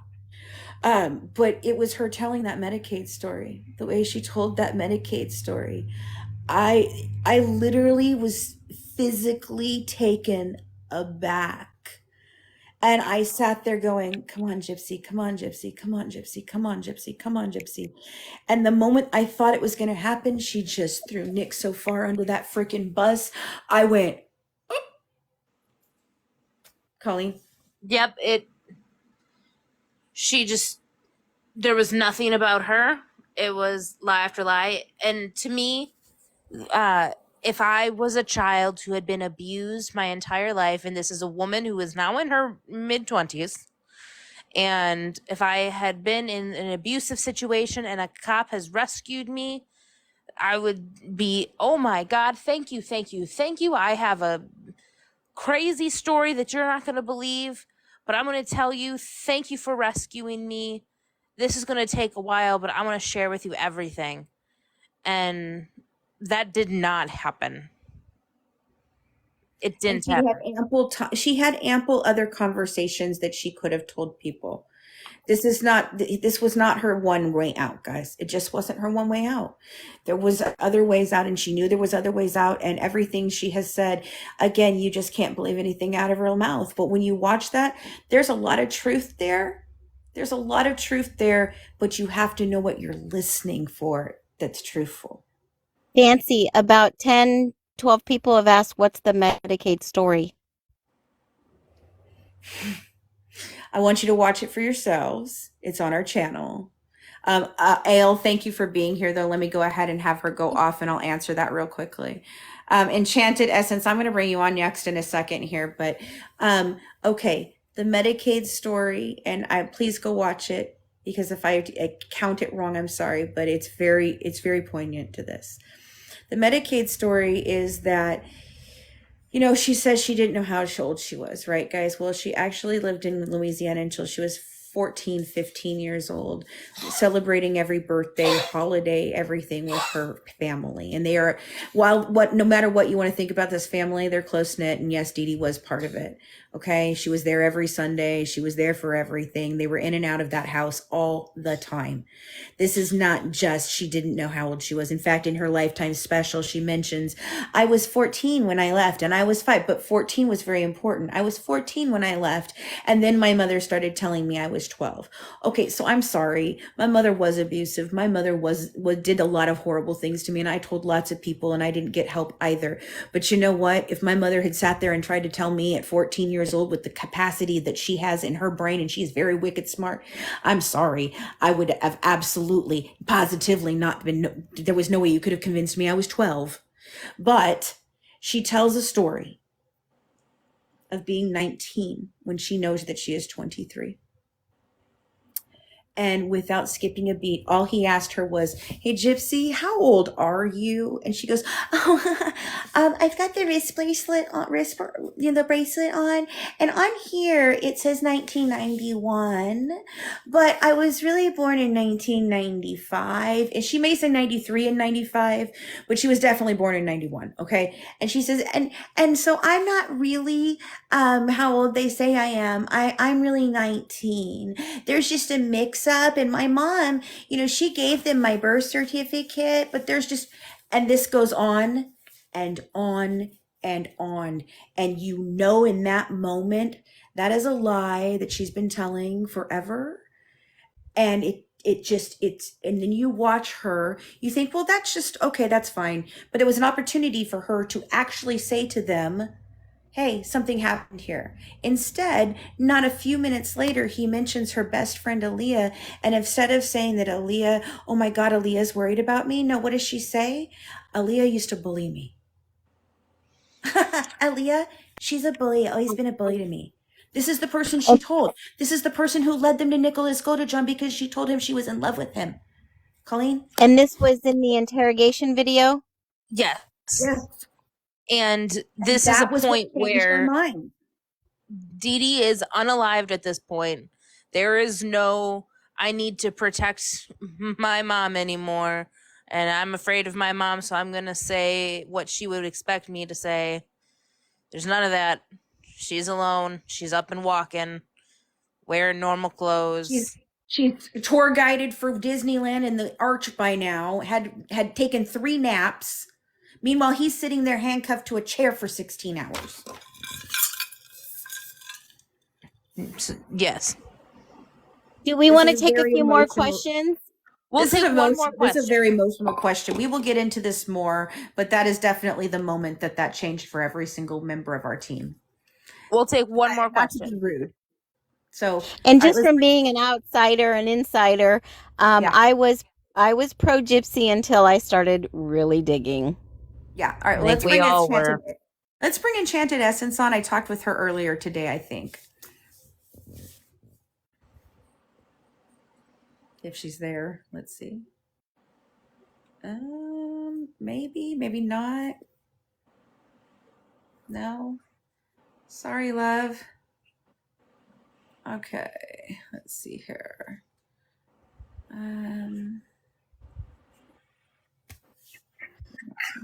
There we go. Hey, how are y'all?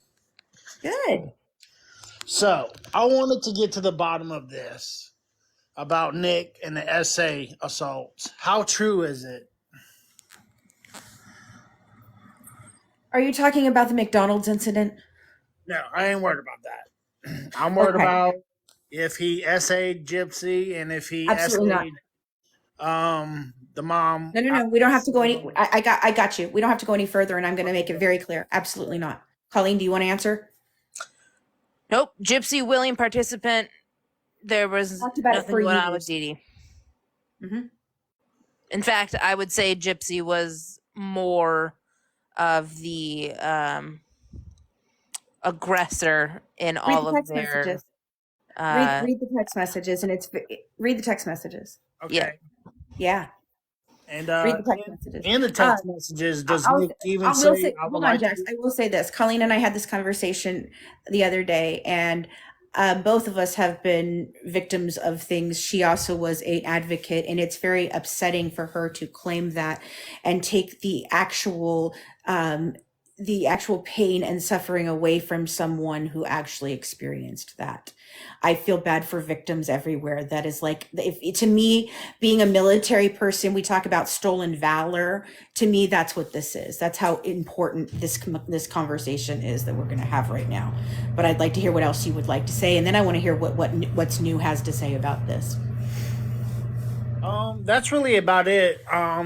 Because everybody just thinks Nick is this monster, and that Nick just gets off on SA acts and whatnot. No. No.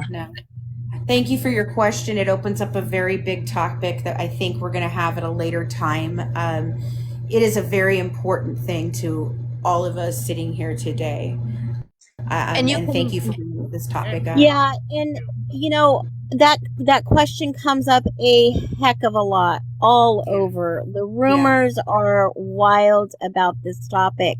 And I will say, as a survivor of military SA, the most worst kind you can come to mind and think of, I was baffled and very disappointed in the fact that she had said that it was his idea and that she would even allow anyone to do that to her. When watching both interrogations with my own two eyes, knowing that he was her savior, her hero, he shows up and she is the aggressor in the physical acts that they participated in together, consensually. I also don't think that she lost her V card to him. She had been in contact with multiple men on the internet. She had been in multiple men's homes and rooms alone. She did not just run away one time and spend the night with somebody or a few minutes in a place. She was there for a day or two, I believe, at the one gentleman's house before she had any opportunity at that point in time to leave. But I think that she was having other smegsy encounters. Right. Absolutely. There are many accounts. Sorry, Coleen. Especially with Dan meeting him in the middle of the night, spending the night with him. People had witnessed her dressing up and meeting him at the end of the street. They knew she could walk in the neighborhood. The word was getting out that she could walk, that it was a fraud. And then multiple accounts. We'll discuss the other allegations she's made against her grandfather and others. I'm still processing that. I've heard the story. It's not new to us. The information that she shared is new because it's a different story than she shared in the past. So I'm not saying she isn't possibly a victim of that as a child, but I can say that the allegations have been all over the place. The story has been all over the place, and I don't know what to believe anymore because you just can't take anything she says at her word. If I'm always pro believe victim, okay, always. Right. That's what we do. We help these women. I'm always pro victim, but we can't just be pro victim because she lies so often. So always. But he's very honest, and I just don't think so. No. Right, we've met Claude. Yeah, Claude. I've met Claude. I have an opinion on Claude. I have people on here right now that can tell me that we've had the conversation about it, that are close to the family, and we've explored every option in it. Let me tell you. So we are going to have lots of conversations about this. Thank you for bringing it to the table.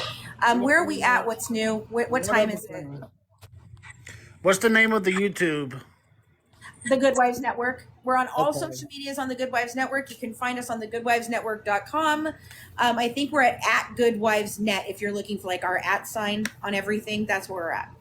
And then you can check out our documentaries and things. You can find information about all of that if you just Google us. We'll come up in your searches, I promise you.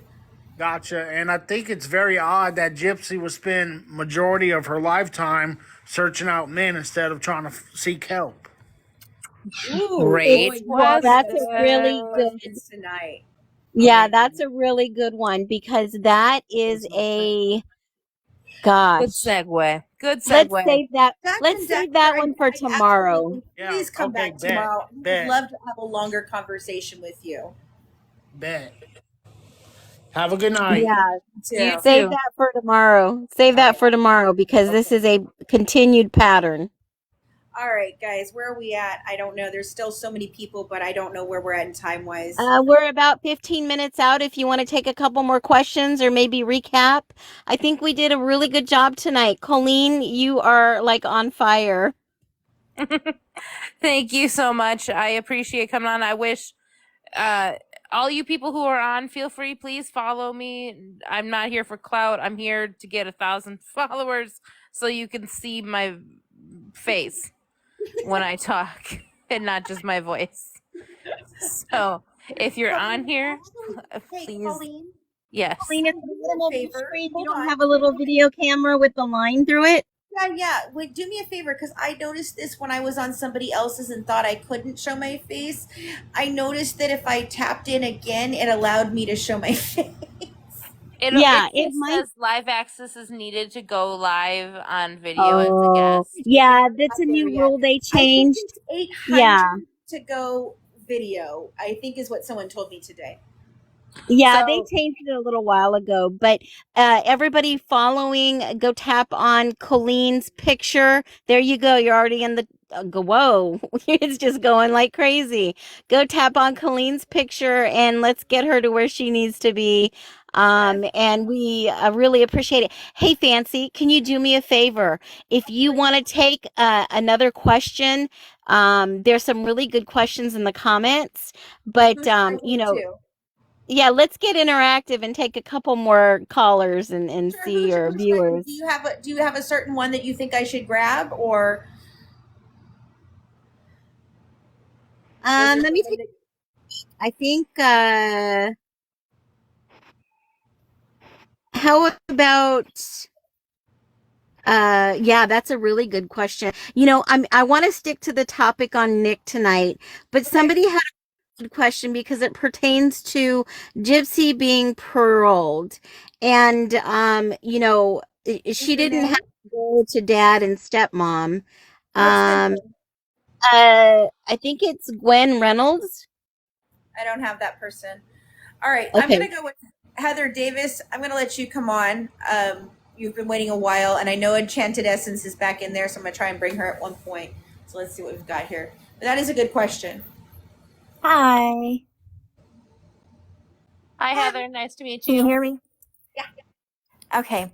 What my question is what I can't understand how the police, if Nick only said he did 4 wounds, how did they not wonder where the other ones came from? Like, it would lead you to believe, okay, he wasn't the only one. A masterful plea deal. A masterful plea deal. I mean, do I? A little background real quick. When you take a plea deal like this, I have a little background in the justice system. But when you take a plea deal and you don't have to go to trial, all that evidence gets buried. Okay. Repeat the question for me one more time so that I can actually answer what I wanted to say, though, please. One more time. Yeah, like I know in his ear interrogation, he said he only did 4. Yeah. Okay. Got you. And there were like more. I know exactly right. I just sometimes I get lost. I have brain fog from COVID, and I also have ADHD. So I ask you guys to remind me of things because it re-jogs where I'm at. Okay. So not to be rude, I don't mean to interrupt. I just need a couple of sentences sometimes, and then it puts me back. So okay. All right. So here's the thing: the autopsy report originally, what would normally happen is an autopsy report would tell you exactly where the trajectory of the stab wounds, the way that they're done. And if you want to hear about this type of stuff, you can listen to our mini interviews with Joseph Scott Morgan, who is a death investigator. He's a leading death investigator across the country in many things. So he's talked to us about this. And so you would have a way to be able to see if it was someone else, correct? That's the way that autopsies work. Okay. And that's how they can say, well, this person did this and that person didn't that. And this person is this tall and all of that. Sure.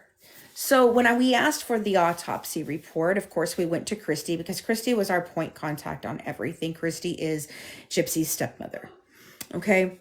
And originally there was a story that there was no autopsy done. Well, that's really funny. And the way that that got floated out there is somebody said that I said there was no autopsy done. And I did not say that. What I said is that Mike Stanfield's paralegal told me in a text message, because Christy introduced us to her, because Mike said he no longer wanted to be doing interviews at that time. And that was fine. I understood that. So she said she could talk with us. Great. And her answer to me was, when I said, hey, Cody, where is the autopsy? We don't have that. That would be in our FOIA request. We absolutely need that. And she said, well, I don't think one was done. I said, Cody, there's no way. There's no way. You had to have it. It's a murder case. You can't tell me that there's no autopsy. Required. It's required. So I said, Christy, we have to get this. So she said, okay, I'll get it for you. And she says she sent in the $25, and then it was lost to the mail. And then it was this, and then it was that. And we never got the autopsy report, which is something that What's New and I have talked about getting. Coleen and I have talked about it before. We laid this case down for a little while, and we are just now returning to it because, what she's doing in the public right now is very important to warn people about. Yeah. Does that make sense? I wanted to root for her so bad, but it just, with her being in the media, just her talking, she is very shady, and I'm getting very bad vibes from her. Yeah, and so I mean, could she have done the other 14? Could she have done the other 13 hesitation marks? Absolutely. Do I think she was in the room? I've talked about it. We've talked about it. She's not portraying herself in the best light now that she's out of prison. No. I knew this was going to happen. I tried to tell everybody it was going to happen. People say that I got involved in their lives and that I was trying to be, I tried to meddle in their lives and things. No, I tried to guide her because I thought she'd never had a good mother, and Christy didn't seem to really give a shit about her. I cared about these people. Coleen cared about these people. We had every day of our lives for 3 years immersed in their lives, fighting for justice for them, to only find out that, oh my God, everything we thought we knew was a lie. Gypsy is my age. Think about that. Fancy, do you think that they hid the autopsy knowing the truth? Yeah. Absolutely. Yeah. It's why we don't have certain doctors' files either. We don't have the Bayou doctor, the doctor that was on the Bayou. That's the doctor for all of their kids, and still sees, at the one time was still seeing Mia. We don't have those because Gypsy signed for all the medical records for us, and Titania worked her ass off for them. Was even able to fight for getting them because they told us at certain points that they didn't have them, and we were like, oh no, you're not going to hide. You have them. We know you have them. They weren't lost in Katrina, so we didn't get those records because I think that those records from a family member who's close by says that doctor is very suspicious. And then we didn't get those, and we didn't get Dr. B's ones from Louisiana either, but we have all of his from Missouri.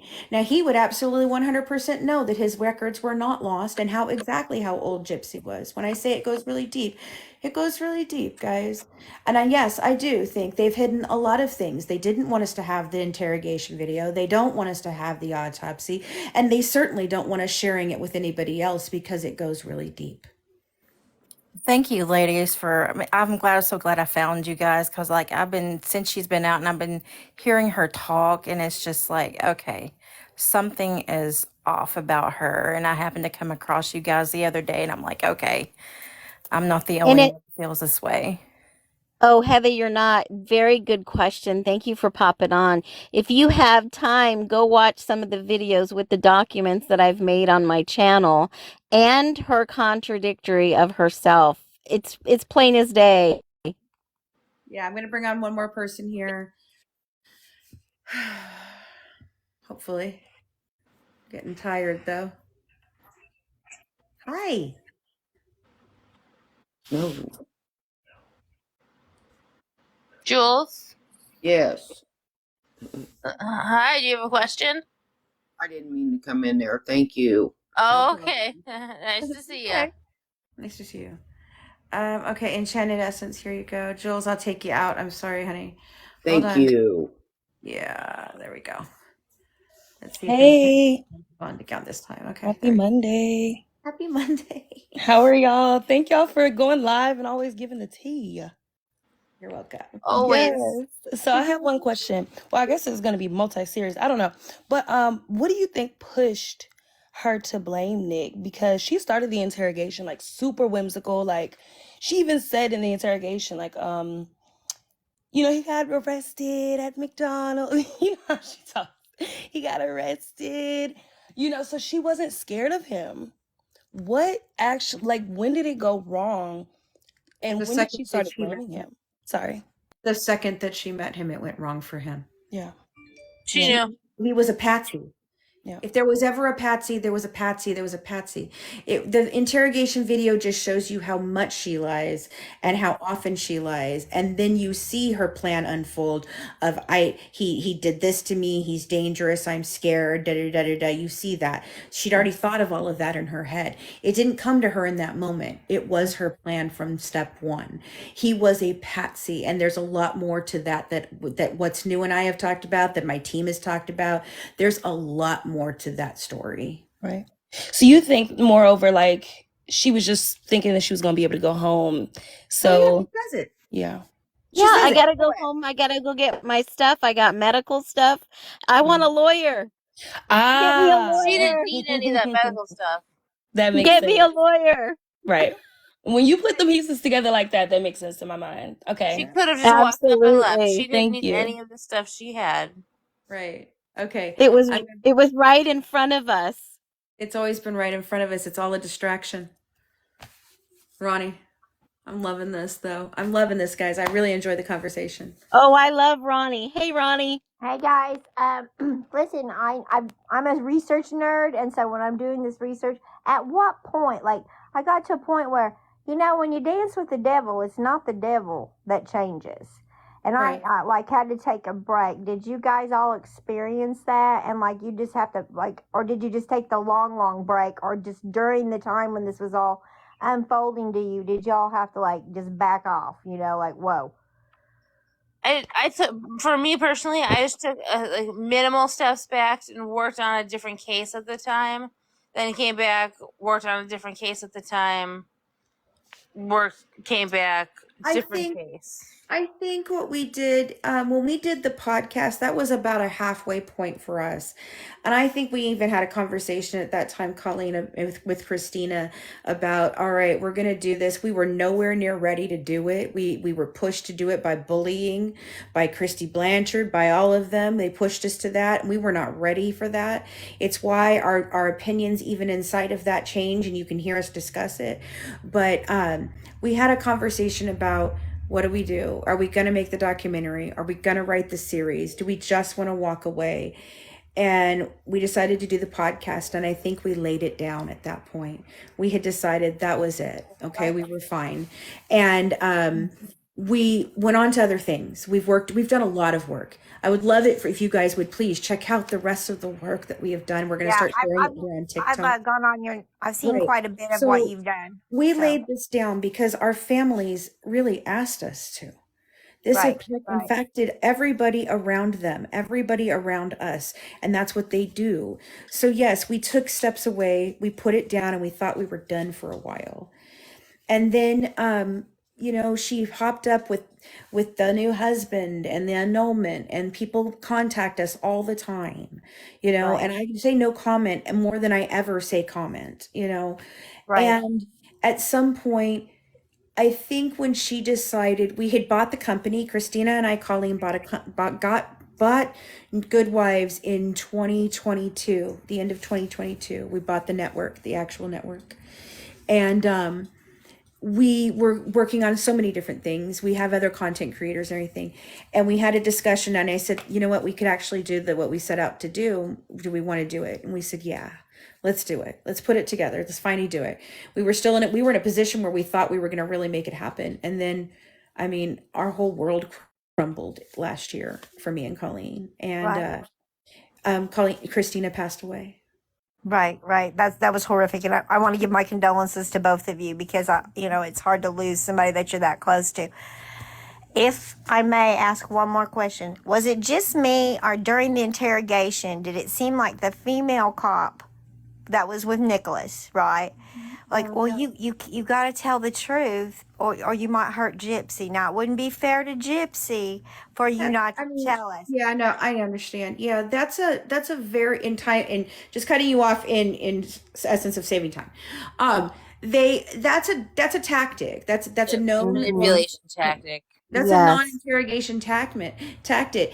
And if once we get into diminished capacity and all the different things that the psychologist found, he was absolutely, positively able to competently answer those questions. She read him his Miranda rights. He signed his Miranda rights.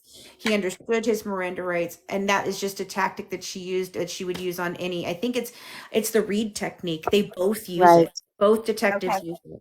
Okay, I just noticed. And it's to gain trust. It's a tactic. Yeah. And knowing the background of Nick, he needed a female to talk with him because she was a mother figure, and he was very open and honest, and he never asked for an attorney. And you know what? They did the same thing with sending Stan in to question her. If you watch her body language, she's very tries to be very manipulative to him. She leans forward, she touches him, she giggles, she tries to nod with him to get him to believe what she's saying. She uses all of her, oh, I'm this and I'm that, and it goes from being a little girl to you can see it. She manipulates men. It's what she does. Yeah. Okay, well, thank you for having me. Good luck, and I'll see y'all later. All right. Thank you. Coleen, how are you tired? Time is up. Yeah.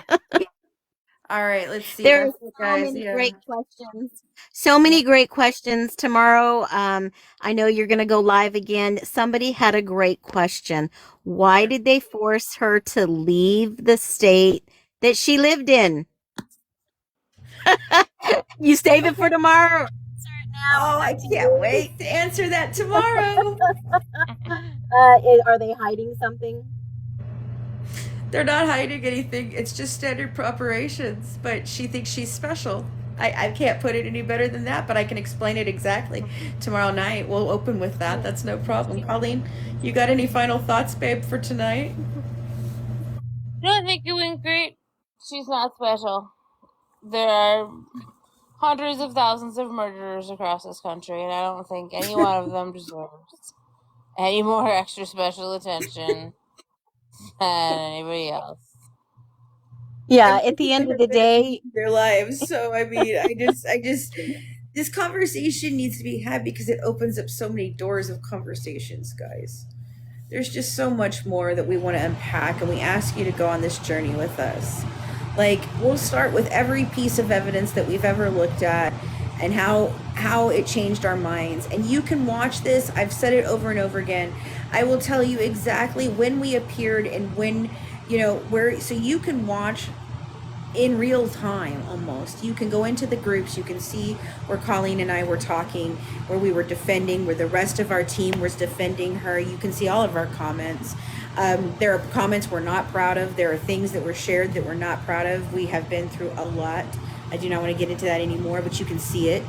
Okay, you can see the first Reels channel special that I did. You can see my 8-part series of In Touch debunking the act that Coleen and helped with that.